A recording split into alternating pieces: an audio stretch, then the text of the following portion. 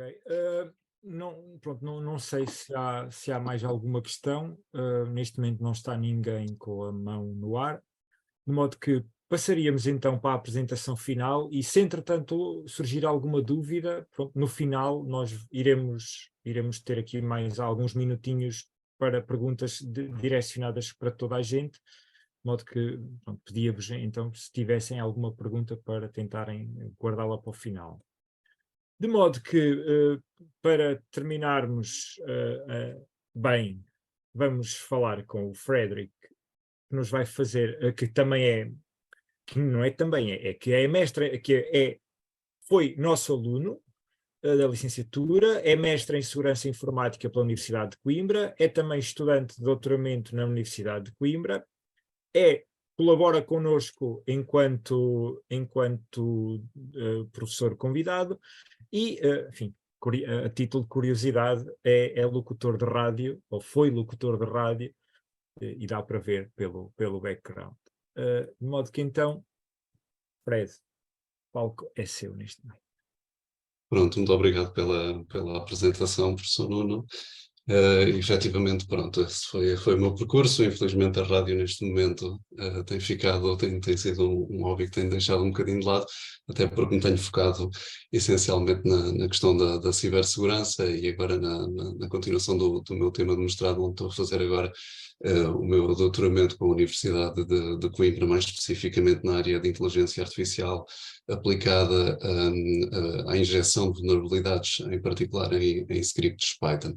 Portanto, coisas assim tão complexas que eu vos venho falar, e até acho que este webinar é bastante bom porque, no sentido em que englobamos aqui vários pontos de vista, desde um ponto de vista que é talvez mais empresarial, mais vocado para o IoT, até mesmo agora o do Fabian mais virado para dispositivos móveis. Eu tentei abranger aqui um público mais geral, um bocadinho a utilização das tecnologias por parte de cada um dos meros mortais, como dizia o Fabian.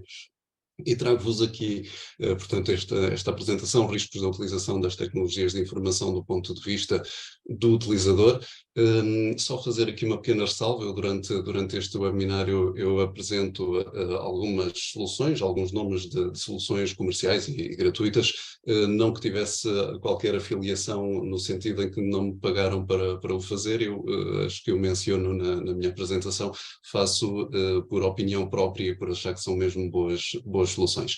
Pronto, dito isto, vamos então dar início à apresentação.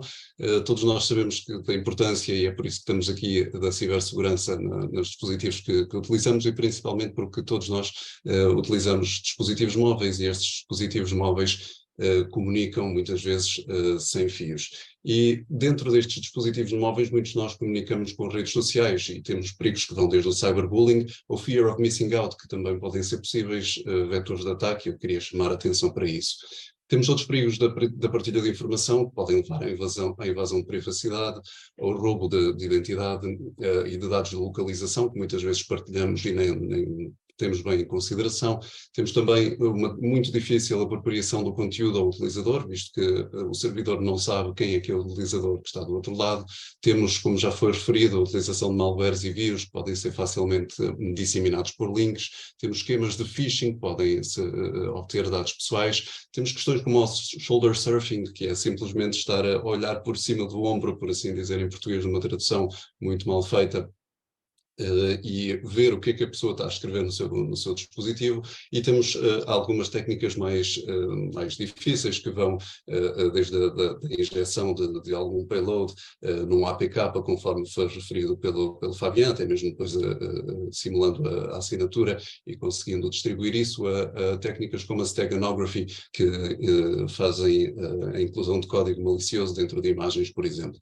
Há ainda outras questões mais superficiais, como os burlões românticos, um tema que é bem revisto no Extremamente Desagradável, um programa da Rádio Renascença, especialmente neste programa, o Sargento da Síria. Se não conhecem, procurem. De toda forma, a questão da partilha de informação pessoal começa sempre pela password, e temos de ter alguns cuidados para não cair em situações bastante ridículas como esta.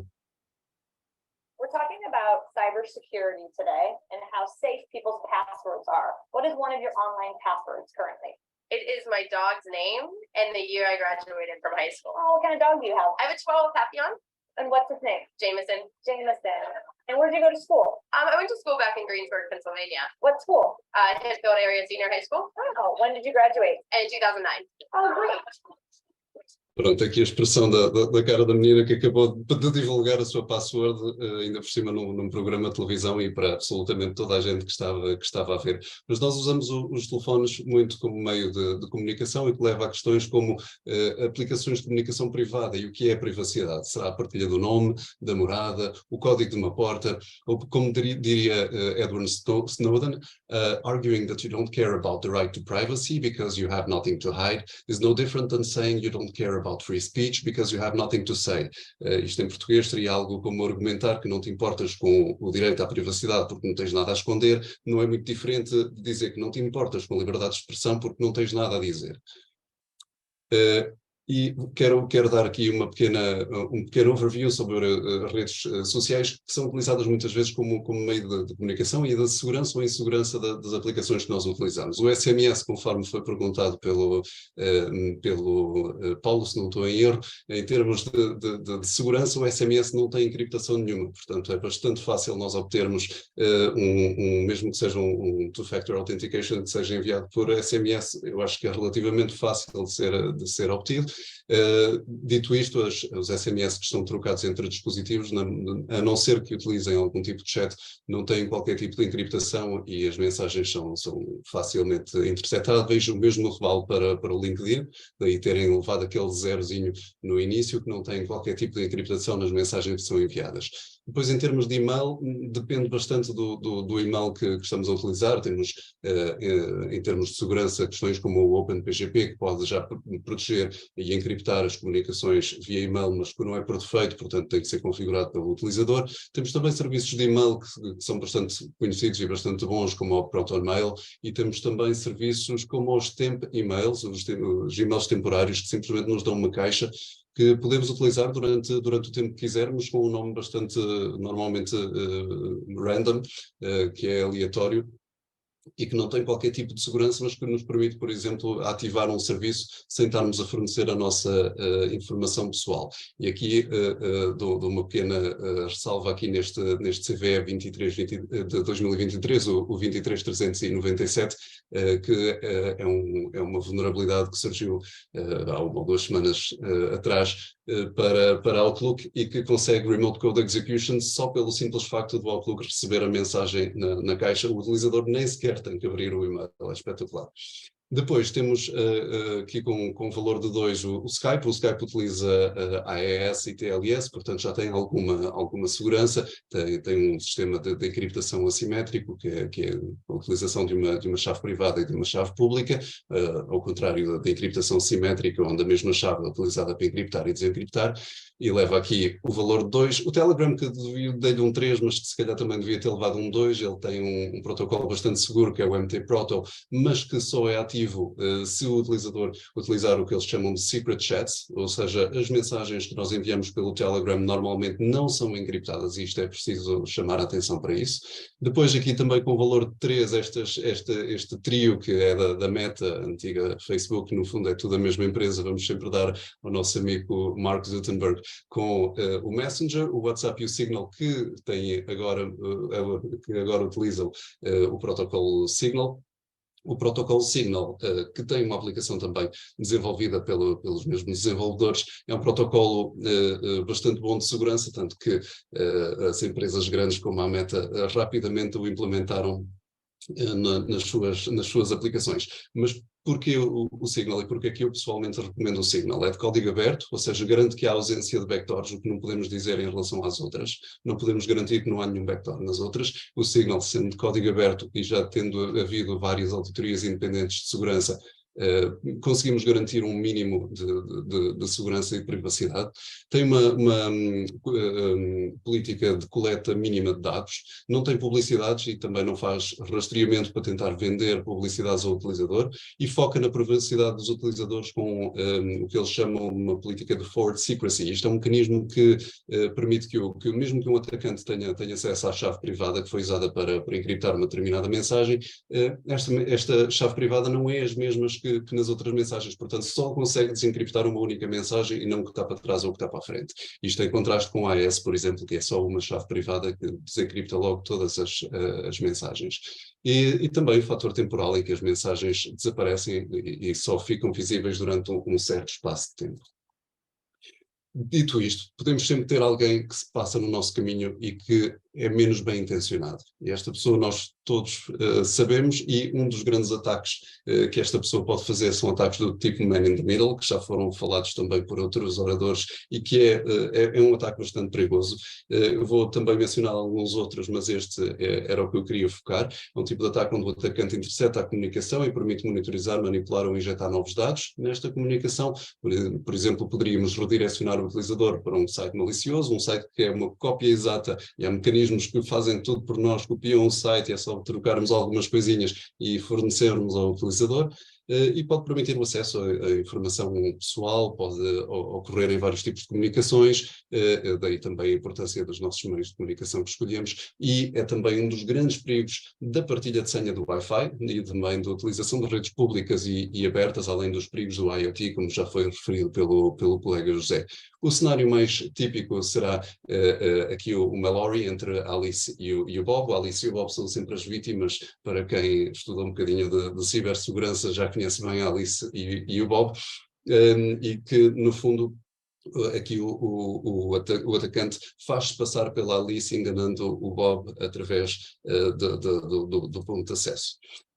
Em termos específicos, quando nós recebemos um e-mail e para termos algum cuidado mínimo, isto é mesmo daquelas questões básicas, eu não podia fazer um webinar sobre cibersegurança sem falar sobre a atenção que é preciso ter aos e-mails que recebemos. A primeira coisa é que não dá para nos livrarmos da gordura de forma fácil. Esqueçam lá isso, é impossível. Outra coisa é que quando diz claramente que é spam, provavelmente foi identificado como spam, provavelmente é spam.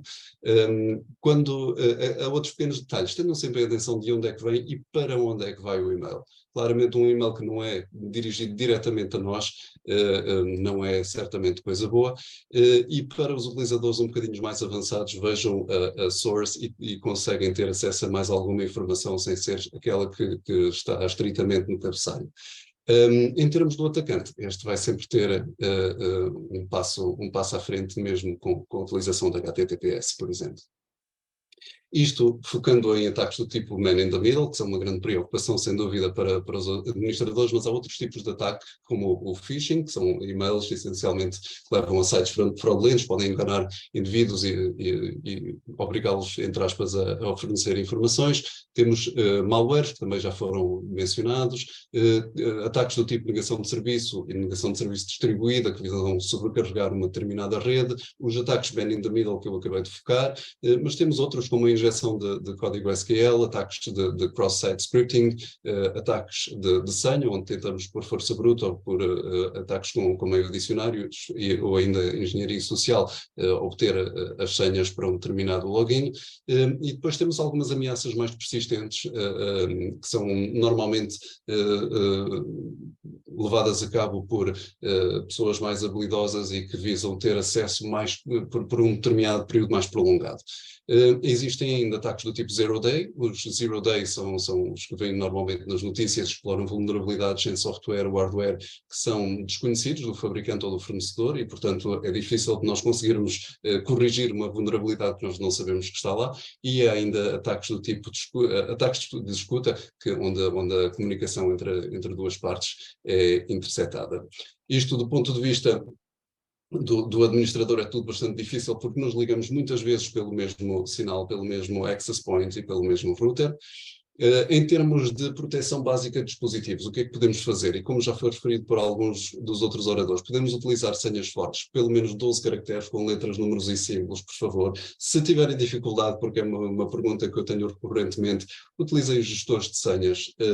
Há o LastPass, há o KeepPass, há imensos. Eu pessoalmente utilizo simplesmente o do Firefox. Acho que o do Firefox chega para todas as minhas necessidades.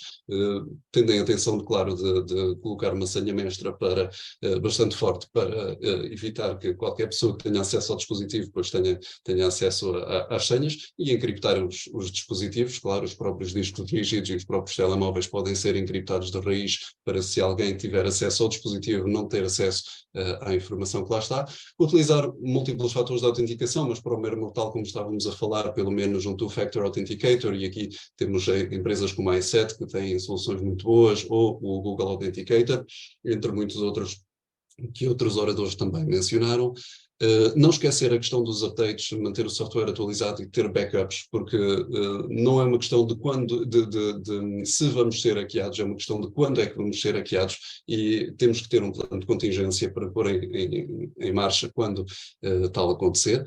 Temos a questão da comunicação, ter atenção aos e-mails. Isto nunca é demais ressalvar, porque os e-mails são efetivamente um vetor de ataque muito, muito grande. O remetente, destinatários, links, fazer hover nos links, ou seja, ir com o rato para cima dos links sem clicar, ver primeiro para onde é que vai aparecer normalmente no canto inferior esquerdo, para onde é que vai se carregar, ter atenção a esses pequenos detalhes e à privacidade das aplicações que nós utilizamos, ter um bom software de antivírus, conforme já foi referido. Eu pessoalmente, e quem me conhece sabe que eu trabalho com a E7 já há muitos anos, porque gosto muito da solução que têm providenciado, e tenho sentido que até mesmo não apenas em termos pessoais, mas até mesmo nas empresas onde eu tenho aplicado soluções da E7, vejo notoriamente que estão melhor protegidas. Temos soluções como a Norton, por exemplo, que é muito conhecida, ou a ProtectStar, que é uma empresa que não é muito conhecida, mas que tem muito bom software, a meu ver. Em termos de software gratuito, é assim, principalmente para Windows, ele existe, mas é muito desaconselhado. É assim, o Comodo tem muitos falsos positivos, apesar de ser bastante bom. Temos estes três que, pronto, não vou estender muito neles, e para Linux temos o ClamAV, que, muito sinceramente, se já estão num ambiente Linux, não vale a pena utilizar. Mas isso é a minha opinião pessoal, vale o que vale. Em termos de firewall, novamente, a E7 a marcar muitos pontos, porque a firewall deles é muito boa, isto para variadíssimos ambientes Windows, Mac, o Little Snitch para macOS, o OpenSnitch se tiverem em Linux, e quem não quiser estar a configurar IP tables, que pode ser um bocadinho mais difícil, o OpenSnitch dá uma solução que é muito, muito poderosa e muito boa, e a ProtectStar oferece também firewall, por exemplo, para Android, que eu tenho achado bastante interessante. Bloqueia tudo o que quisermos bloquear e deixa passar o que quisermos deixar passar. Além disso, faz também a proteção do serviço de DNS, e garante que a conversão entre o nome de domínios e IPs provém de uma fonte segura. Há ainda a utilização de VPNs, como já foi referido por outros oradores, onde, pronto, temos aqui a VPN dos pobres, entre aspas, o Tor, mas que não deixa de ser uma ótima solução. Temos, a nível de plugins, e neste caso falo de plugins para Firefox, visto que é o browser que eu utilizo. O RoxVPN é uma VPN grátis que pode ser utilizada para proteger a maior parte das comunicações feitas dentro do browser. Atenção, isso não se aplica depois ao sistema operativo, mas há outras soluções que se aplicam, mas que depois efetivamente têm alguns custos, como o NordVPN ou o ExpressVPN, que também são muito boas. A ProtectStar oferece ainda soluções para bloqueio da câmara e do microfone do próprio dispositivo. Portanto, todos nós temos dispositivos com inúmeras câmaras e com um microfone que está sempre à escuta daquilo que nós estamos a dizer, porque muitas vezes, não sei se se perceberam, basta termos uma conversa de café sobre algum tipo de produto, e depois começamos logo a receber publicidade sobre aquele produto, e certamente o microguard evita que isso possa acontecer. Além disso, tem outras soluções. A ProtectStar tem antivírus para Android, tem anti-spyware, enfim, uma data de soluções. Vejam, procurem um bocadinho a empresa, vale a pena. Para terminar, em termos de plugins para Firefox, aconselho pelo menos o AdBlock, que é muito bom para bloquear tudo o que seja publicidade, peço desculpa, Também scripts que possam advir da publicidade ficam imediatamente bloqueados pelo adblock.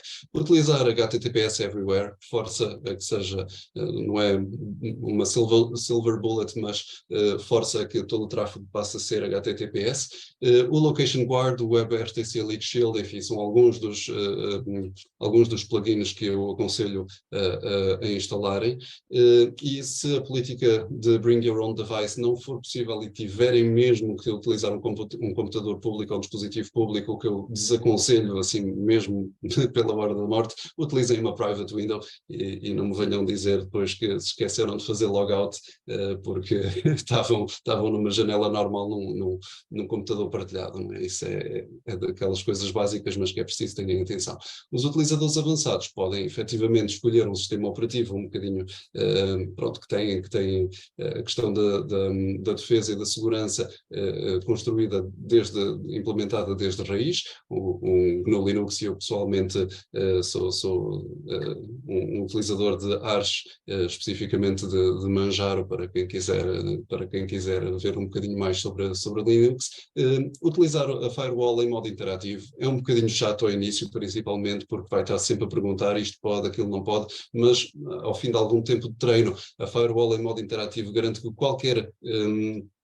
qualquer comunicação que seja feita, que saia fora dos parâmetros normais, vai ser mostrada ao utilizador e ter efetivamente como regra que se eu não fizer nada, se eu não disser nada ou não estiver a olhar para o ecrã naquele momento, a comunicação é negada. E finalmente, voltando aqui aos plugins para Firefox, utilização de NoScript, isto também só para utilizadores avançados, que é um plugin que bloqueia tudo que seja scripts, todo o JavaScript passa a ser bloqueado e depois podemos ir deixando passar alguns ou parte dos scripts de um site, e é impressionante a quantidade de sites que nós conseguimos que funcionem bem, sem perder funcionalidade nenhuma e bloqueando quase 90% dos scripts que estão a ser carregados.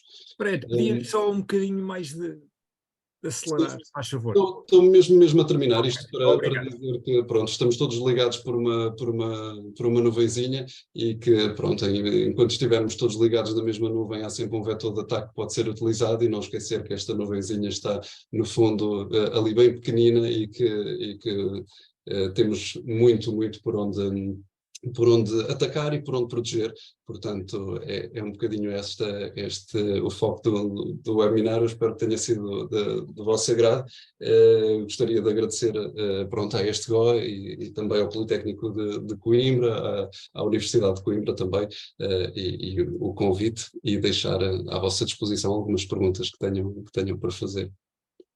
Ok, muito obrigado nós pela apresentação. Deu-nos aí uma data de soluções informáticas que se calhar alguns de nós anotaram, eu anotei e vou investigar. Pronto, enfim, na prática não estou a utilizar nada de forma correta. Espetacular. Ok, de modo que então passemos então agora a dúvidas que possam existir entre os participantes.